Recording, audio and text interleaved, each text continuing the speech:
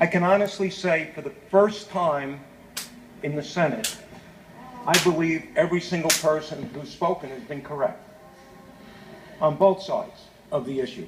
Everybody has been absolutely correct. And I also know that no matter what side of the issue you're on, we're all compassionate and concerned about those of you who are up here, especially the young children that are suffering with epilepsy. I forget whether it was Senator Grisanti or Ranzenhoff that talked about the journey of this legislation. If you were to tell me at the beginning of this session that I would be voting yes on this legislation, I would say to you, no way. No way. Now, I'm happy that a certain smoking provision is not in the legislation, because then I really would have had a problem with the legislation. But life for all of us is a journey.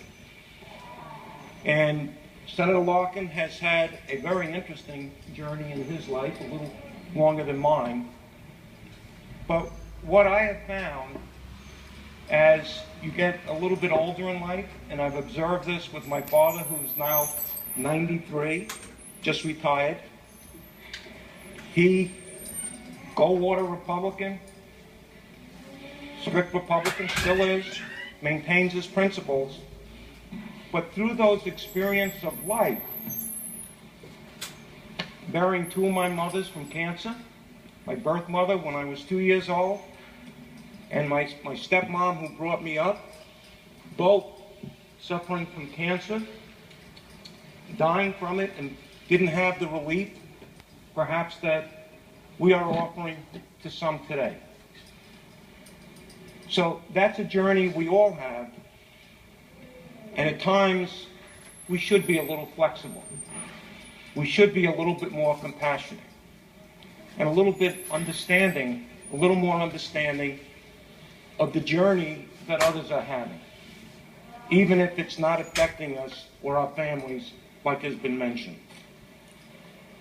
I mentioned that at the beginning of this session, there's no way I would have voted for this legislation.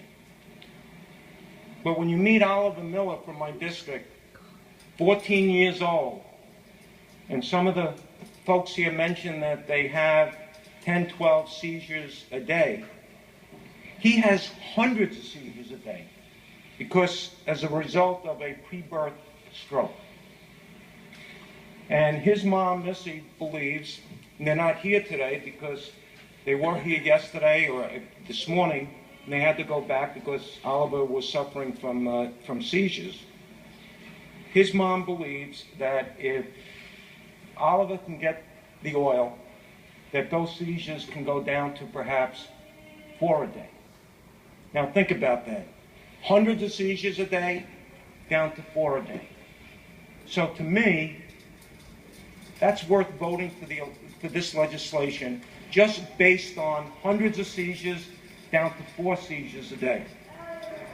Now, this legislation, is there going to be an opportunity to change it, amend it, make it better? Some of the, perhaps, typographical errors, omissions, clarity that's needed. I truly believe in the next 18 months that this is going to happen, because the governor, this legislature, we all take this very seriously, and we understand the journey that we're going through right now with this legislation. And there'll be many opportunities. The governor has given his commitment that if it's not going in the right way, that the superintendent of state police or the commissioner of health can end it. Can end it. And if we're not ready in 18 months, can continue it. And we can have a play if we feel it's going wrong. Because it's only the legislature that can appropriate the money, whether it's through excise taxes or the health department to continue this program. If we feel that it's not going in the right direction or our input isn't there, we certainly can exercise our prerogative. But again, I'm going to just conclude and say, Diane, we thank you for your good work. We thank the governor. We thank